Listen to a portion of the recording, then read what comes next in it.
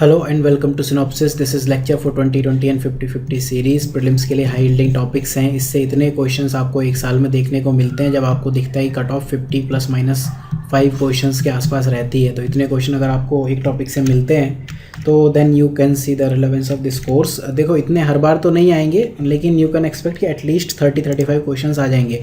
तो ये कोर्स की डिटेल में जब आप जाओगे तो यहाँ आपको कोर्स हाईलाइट, कोर्स ओवरव्यू, मतलब ये कोर्स क्या है, आपको पढ़ना है, पढ़ लो इस बारे में। देन टॉपिक्स कवर्ड, ये टॉपिक्स कैसे इंपॉर्टेंट हैं यहाँ ये मैंने डिस्कस किए हुए हैं। देखो इसमें जैसे अभी मैं पढ़ाऊँगा आपको ये वाला टॉपिक इंटरनेशनल रिलेशन। इसमें जो मल्टीलेटरल फाइनेंशियल इंस्टीट्यूशन है, IFI या MDB, मल्टीलेटरल डेवलपमेंटल इंस्टीट्यूशंस, ये 4-5-6 होते हैं, उनके बारे में पढ़ते हैं। तो देखो ये इंपॉर्टेंट कैसे होते हैं, सीधे ये 4-5 फैक्टर्स आई हैव टोल्ड की share of member auto headquarter objective, और इनके बारे में कुछ इंपॉर्टेंट फैक्ट्स अगर हैं तो वो देखो आप। तो मेनली जैसे 2019 आप यहाँ क्लिक करो, यहाँ आपको दिखेगा इनके रिलेवेंस। लास्ट ईयर जैसे क्वेश्चन पूछा 2016 या 17 में भी पूछ चुका है ये क्वेश्चन, AIIB के ऊपर पूछा, और एग्जैक्टली आप देखो नंबर ऑफ मेंबर्स पूछा है, शेयर कंट्री पूछा है, मेंबर कहाँ के हैं, एग्जैक्टली यही चीज़ मैंने आपको बताई हुई थी कि यही 4 रट लो, सफिशेंट है। बाकी इस टॉपिक के रिलेवेंस आपको देखनी है तो यहाँ आप डायरेक्टली देख सकते हो। इंटरनेशनल फाइनेंशियल इंस्टीट्यूशन की अगर हम बात करें तो जो मैं आपको पढ़ाने वाला हूँ इस लेक्चर में वो है एक NDB new development bank, Asian infrastructure investment bank ADB, IMF, world bank. IMF और वर्ल्ड बैंक को लेकर स्पेशली IMF रिफॉर्म्स और वर्ल्ड बैंक रिफॉर्म्स, इनके ऊपर मेंस 300 में सेपरेट लेक्चर्स होंगे। वो डिपेंड करेगा कि न्यूज़ में है नहीं है, बट नॉर्मली ये हर साल न्यूज़ में होते हैं। और ओवरऑल इनका रोल या ये दोनों क्यों आपके बैकग्राउंड में चले जा रहे हैं और ये क्यों राइज हो रहे हैं, इसके ऊपर एक लेक्चर डेफिनेटली मेंस इन 300 टॉपिक्स में और GS क्लासरूम मेंस में होने वाला है। तो जैसे कि नाम से पता चल रहा है इंटरनेशनल फाइनेंशियल इंस्टीट्यूशन, मेंस में अगर पूछ ले तो डेफिनेशन कुछ तो लिखोगे, जो कि इस्टेब्लिश किए गए हैं एक या ज़्यादा कंट्रीज से, और इसलिए सब्जेक्टेड टू इंटरनेशनल लॉज हैं। इसके जो ओनर्स या शेयर होल्डर होते हैं जनरली, नॉट ऑलवेज, ठीक है, आमतौर पर राष्ट्रीय सरकारें, नेशनल गवर्नमेंट्स होती हैं। बाकी लोग भी हो सकते हैं, NGO हो सकते हैं, सेंट्रल बैंक्स, RBI इस टाइप के हो सकते हैं, लेकिन मेनली सेंट्रल जो गवर्नमेंट्स होती हैं वो होते हैं, टाइप हैं। नॉट इम्पॉर्टेंट फॉर प्रीलिम्स, मतलब आप देख के इनको टिक लगा दोगे।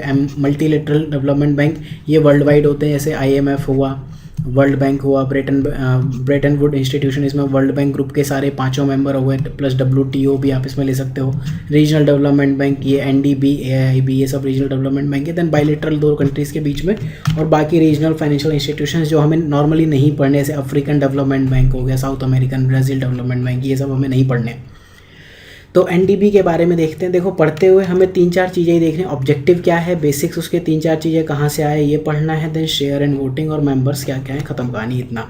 और अगर कुछ इंपॉर्टेंट चीज़ न्यूज़ में हो तो NDB न्यू डेवलपमेंट बैंक, ये मेनली ब्रिक्स डेवलपमेंट बैंक के नाम से पहले जाना था, तो और आज भी इसी नाम से ही जाना जाता है। तो ये एक MFI ऐसा है जो ब्रिक्स कंट्रीज़ ने दिया है। B Brazil, Russia, India, China and south Africa. South Africa last में जुड़ा था ब्रिक्स में, आई थिंक ये आपको पता होगा। हेडक्वार्टर इसका रटना है तो ब्रिक्स टावर में ही है, शंघाई चाइना में। तो ये हेडक्वार्टर पे क्वेश्चन NDB में 2016 आई थिंक पूछा हुआ है। फोर्टलाइजर डिक्लेरेशन 2014 में हुआ था, ब्राज़ील में एक सिटी है, 6th ब्रिक्स समिट हुई थी, वहाँ से आया था। तो ये भी एक इंपॉर्टेंट फैक्ट है, you should remember this, pre के लिए भी और मेंस के लिए भी। तो इसका ऑब्जेक्टिव क्या होते हैं, क्या ऑब्जेक्टिव है? पहली चीज़, पब्लिक और प्राइवेट दोनों प्रोजेक्ट्स को ही सपोर्ट करता है। ऐसा नहीं कि सिर्फ पब्लिक प्रोजेक्ट को ही करेगा, लोन दे सकता है, गारंटी दे सकता है, इक्विटी पार्टनरशिप या और भी कोई फाइनेंशियल इंस्ट्रूमेंट्स अगर हो सकते हैं मार्केट में तो उनमें भी इन्वेस्ट कर सकता है। साथ में इंटरनेशनल ऑर्गेनाइजेशन और फाइनेंशियल एंटिटीज से कॉपरेट करता है, और टेक्निकल असिस्टेंट डेफिनेटली जिनको इन्होंने सपोर्ट दिया, लोन दिया, उनको प्रोवाइड करता है। तो शेयर और वोटिंग की बात करते हैं। देखो IMF और वर्ल्ड बैंक में शेयर इस तरह से होता है कि जिसकी वर्ल्ड में जितनी ज़्यादा इकॉनमी स्ट्रॉन्ग है, या सीधे कह लो जिसकी लाठी उसकी भैंस, रियलिज्म पे डिपेंड करते हैं। ये लोग क्या है, IMF और वर्ल्ड बैंक की फ़िलॉसफी के अगेंस्ट है, जो भी रीजनल डेवलपमेंट बैंक है। तो यहाँ जो शेयर और वोटिंग इक्वल शेयर है, 5 कंट्रीज़ हैं BRICS, तो पाँचों का 20-20% है। इनिशियल सब्सक्राइब कैपिटल जितनी भी थी पाँचों में इक्वली डिवाइड की गई थी। तो वोटिंग पावर भी इसके अकॉर्डिंग है। देखो शेयर जितने होंगे उसके प्रोपोर्शनल ही वोटिंग पावर होती है। शेयर मतलब आपका पैसा आपने कितना इन्वेस्ट किया हुआ, वोटिंग मतलब आप किसी डिसीजन के लिए वोटिंग हो रही है तो आपके एक वोट की वैल्यू क्या है। मतलब यहाँ अगर इंडिया वोट करेगा तो उसके एक वोट की वैल्यू अगर 1 है तो चाइना के एक वोट की वैल्यू भी 1 है।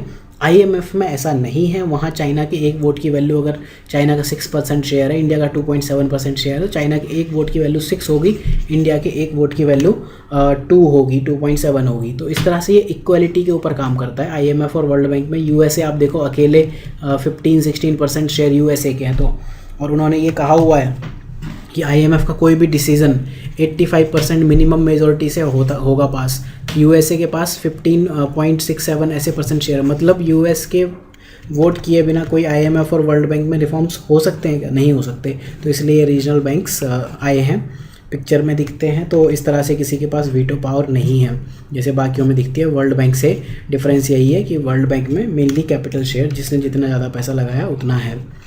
Then Asian infrastructure investment bank AIIB देखते हैं, जो इसी साल अभी एग्ज़ाम में पूछा हुआ है। तो ये भी एक MDB या MFI मल्टीलेटरल फाइनेंशियल इंस्टीट्यूशन या मल्टीलेटरल डेवलपमेंट बैंक है। एम इसका यही है, इंडो पैसिफिक रीजन में इसका भारत प्रशांत क्षेत्र में इंफ्रास्ट्रक्चर डेवलपमेंट करना है। बीजिंग में इसका हेडक्वार्टर है, ये हेडक्वार्टर जरूर रख लेना, पूछता रहता है। AIIB आर्टिकल्स ऑफ एग्रीमेंट 2015 में दिसंबर में आया था, उसके बाद 1 महीने बाद इसने ऑपरेशन चालू कर दिया। ये इंपॉर्टेंट UPSC के लिए तो नहीं है, बट स्टेट सर्विसेज की आप तैयारी कर रहे हो तो रट सकते हो। मेंबर्स जो इसके हैं, नाम से आपको दिख रहा है कि ये एशियन डेवलपमेंट बैंक है, but it is not like that. ऐसा नहीं है कि मेंबर्स सिर्फ एशिया से होंगे, बाहर से भी मेंबर्स हैं। 78 मेंबर्स हैं और 24 ऐसे मेंबर्स हैं जो बिल्कुल उम्मीद रख रहे हैं कि हम भी कल के दिन मेंबर बन जाएंगे। इसकी मेंबरशिप उन सब कंट्रीज़ के लिए ओपन है जो या तो वर्ल्ड बैंक या फिर ADB के मेंबर्स हैं, एशियन डेवलपमेंट बैंक के मेंबर्स हैं। और इनफैक्ट 14 ऐसे कंट्रीज़ हैं G20 के मेंबर्स हैं, वो इसके मेंबर्स हैं, जैसे फ्रांस, जर्मनी और UK भी उसमें इंक्लूडेड है। वोटिंग राइट की अगर बात करें तो वोटिंग राइट यहाँ पर इस तरह से है। चाइना के पास सबसे ज़्यादा वोटिंग राइट्स हैं, लार्जेस्ट शेयर होल्डर है, 26% है। ठीक है, तो AIIB को हम कभी कभी चाइनीज़ बैंक भी कहते हैं, ठीक है, कि चाइनीज़ डेवलपमेंटल बैंक है। तो अब AIIB से मोस्टली लोन वर्ल्ड वाइड हमने लिया हुआ है, जितने भी ये MFI है, सबसे ज़्यादा लोन्स हम ही लोग लेते हैं। तो ये फिर चाइना का एक लोन देने का तरीका हो गया कि इकोनॉमिक इम्पीरियलिज्म चाइना कर रहा है। फिर इसके बाद इंडिया के पास अराउंड 7.6% है, उसके बाद तीसरे नंबर पर रशिया, देन जर्मनी है। तो मेजर इसके जो भी ऑपरेशंस हैं साउथ एशिया में हैं, और इसको दुनिया की जो मेजर 3 क्रेडिट रेटिंग एजेंसीज़ हैं उन्होंने हाईएस्ट क्रेडिट रेटिंग दी है, और इसको कहा कि कल के दिन वर्ल्ड बैंक और IMF को चेंज कर देगा।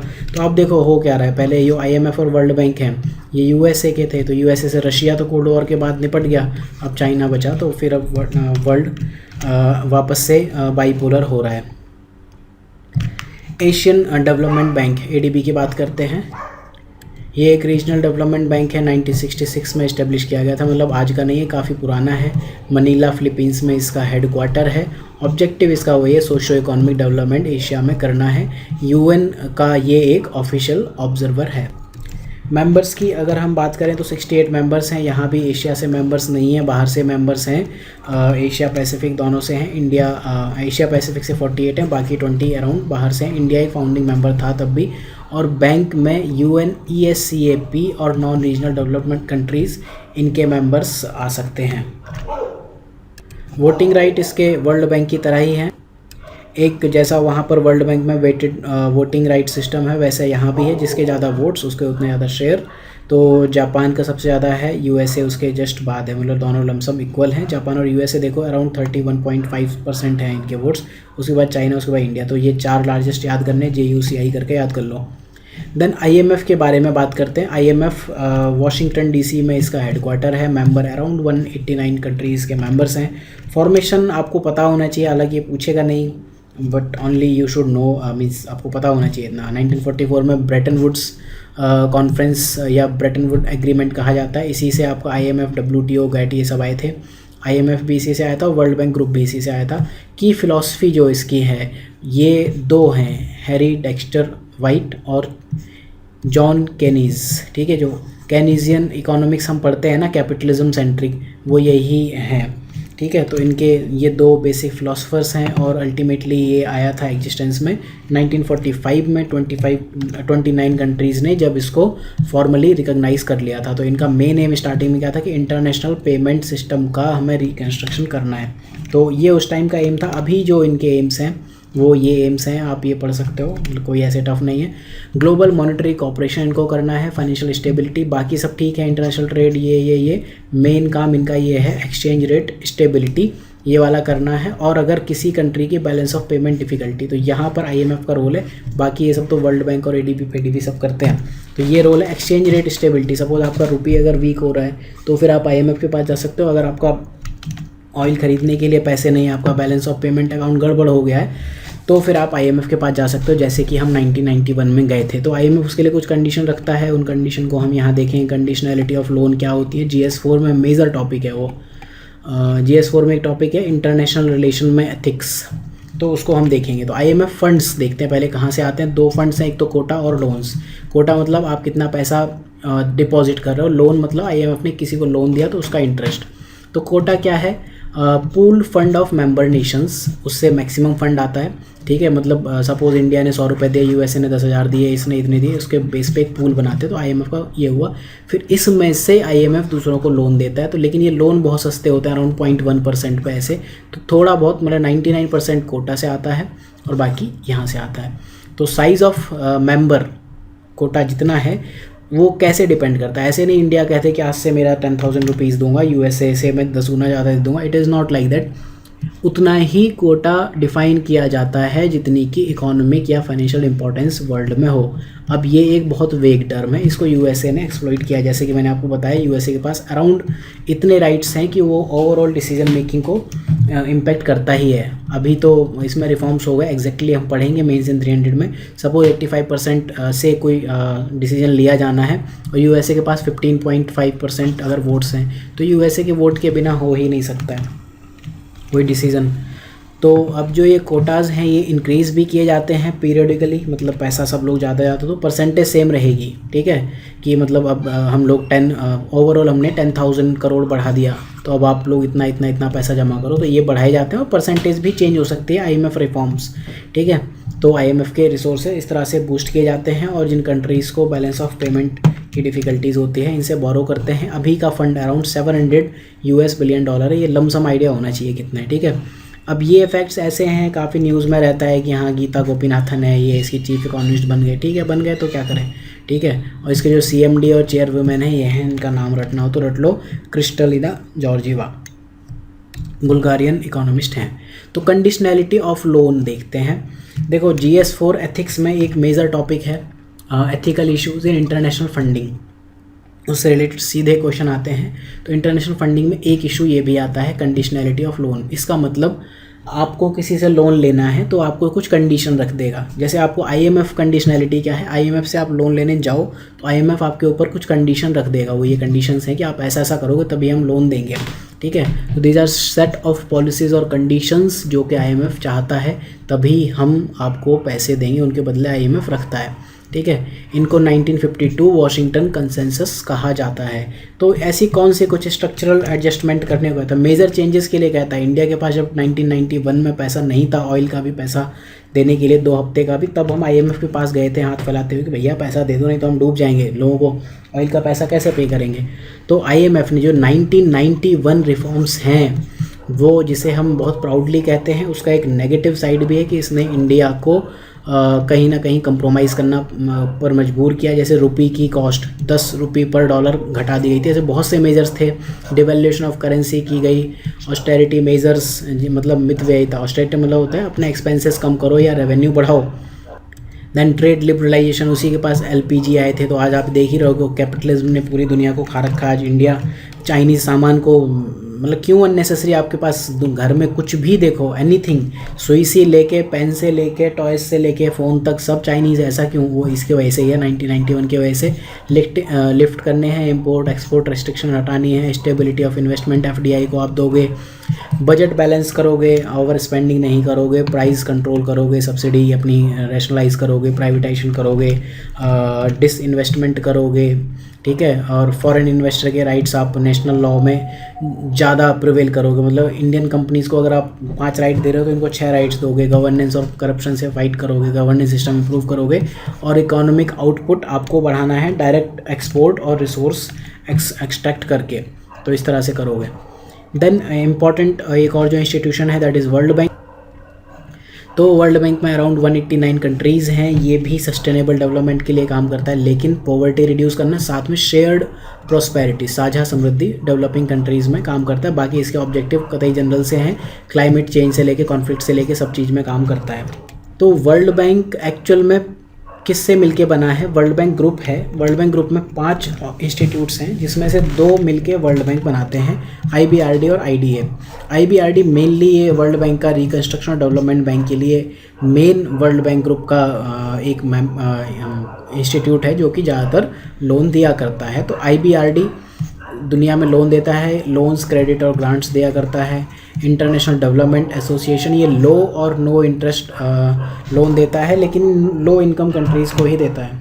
फिर तीसरा इंटरनेशनल फाइनेंशियल कॉरपोरेशन, जैसे आपको मसाला बॉन्ड लॉन्च करना था तो IFC उसको लॉन्च करता है। तो ये इन्वेस्टमेंट, एडवाइस, एसेट मैनेजमेंट और गवर्नमेंट ये सब काम करता है कंपनीज़ के या फिर गवर्नमेंट्स के एसेट मैनेज करा करता है। देन इसके बाद मीगा, मल्टीलेटरल गारंटी एजेंसी, नाम से दिख रहा है गारंटी किसी चीज़ के लिए देता है। तो ये पॉलिटिकल रिस्क के अगेंस्ट गारंटी दिया करता है लैंडर्स और इन्वेस्टर को। जैसे वॉर अभी कहीं होने वाला है तो आप मीगा के पास जा सकते हो। Then international centre for settlement of investment dispute, ICSID, तो ये मेनली डिस्प्यूट सेटलमेंट के लिए। इसका इंडिया पार्ट नहीं है, हम लोग अपने यहाँ डिस्प्यूट नेशनल लॉज के अकॉर्डिंग करते हैं, ना कि इनके अकॉर्डिंग। तो ये याद रखना प्री के लिए फैक्ट। वोटिंग पावर आप देखो यहाँ पर USA की 15.85% है, बाकी सब आपको देखना है। चाइना, जापान नंबर 2 पर है, इंडिया इधर है 2.91%। तो इसमें वॉइस रिफॉर्म्स फेज़ 2 आते हैं, 2010 में हुए थे।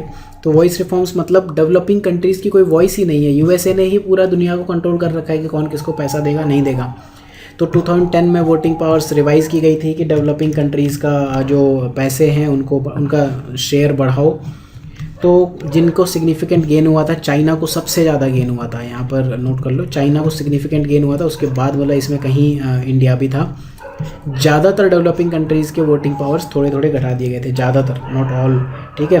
लेकिन USA, रशिया और सऊदी अरेबिया का वोटिंग पावर्स तब भी नहीं घटाए गए थे।